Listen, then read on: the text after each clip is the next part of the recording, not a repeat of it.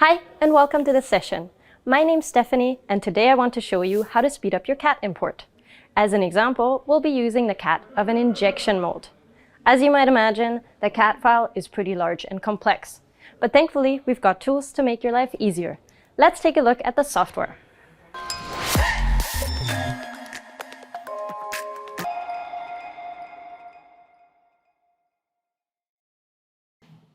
I'll start from scratch and import the CAD file via drag and drop. Now, instead of sitting through potentially long computation times, you can trim your CAD data before actually importing it. And here's how. The first tool in your toolkit is the import template. If you look at the description here, you can see that the import template complete loads the complete CAD file, including PMI data, for example. When I switch to visible surfaces, these import parameters change. So you can choose whichever template suits you most. And the cherry on top is that you can create your own import templates. Simply click on New Template, name your template, and let's look at the options on the left. Choose a suitable mesh resolution. In this case, I'll use medium mesh resolution, which works well for most applications. For more information, take a look at the Tech Guide article. You can also specify the surface tolerance and max edge length, but let's talk about the import filters. You can choose which parts of your CAD file you want to import. Generally, that includes CAD bodies, surfaces, and curves, since you need them for your inspections.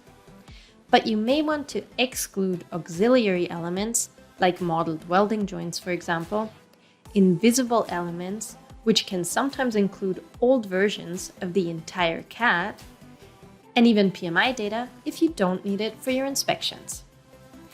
You can also include custom filter templates to narrow your selection further, but more about that shortly. Finally, enter a description for your template, and you're done. As import option, I'll use the clipboard.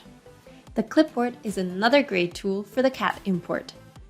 Thanks to a preview tessellation, the import process is much faster and the clipboard offers additional CAD editing functionalities. Let me expand the element tree with Shift+ so you can see just how many elements belong to this CAD. And that's without PMI data, auxiliary, and invisible elements. Okay, I want to create a part for the movable mold half. So I need to find all the elements associated with it. To find them, I can use the search field up here. Now, our engineers were kind enough to label their CAD bodies and tell me about it, so I know that I need to look for everything with MMH in the name. MMH for movable mold half. And as you can see, the Explorer now displays only elements with MMH in their name. If you press Enter, the software creates a filter, contains MMH. When you select the clipboard and use the keyboard shortcut E, the 3D view is updated to reflect your filtered CAD. Now to refine your search, you can add more filters.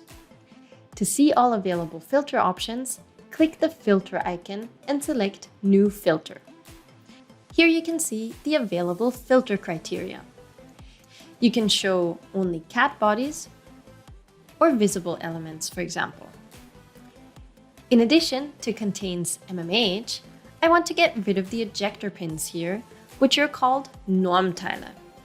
Surprising name, I know, it's a German CAD. Instead of name contains, I'll invert the filter to name does not contain. In case you wonder why there's a button, it's a little feature to keep the list short. I'll enter Normteile and click Create to add the filter. I also want to exclude everything that contains Abstimmplatten, which are the adjuster plates here. So I'll add one more filter. Click Create and Close, and update the 3D view with the keyboard shortcut E. And clearly something went wrong because the adjuster plates are still visible. I actually entered the plural instead of singular. That's easy to correct by clicking on the filter.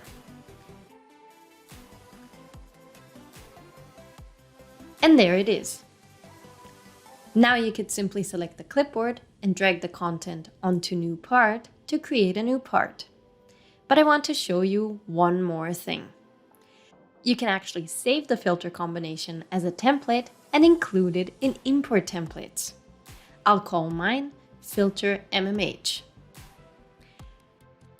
Now if you create a new project and want to import the same CAD, instead of applying all the filters to the clipboard again, simply edit the selected import template. Under Use Template, select your custom filter template. Since I know now that the CAD has been cleaned up, I can directly create a new part without unnecessary computation times. So not only do you save time on this import, but on all future imports, thanks to custom import and filter templates. I hope these little tricks can help speed up your workflows. If you're looking for more comprehensive trainings, head over to the Training Center. And for more hacks and tutorials, check out our YouTube channel. Like and subscribe. See you next time!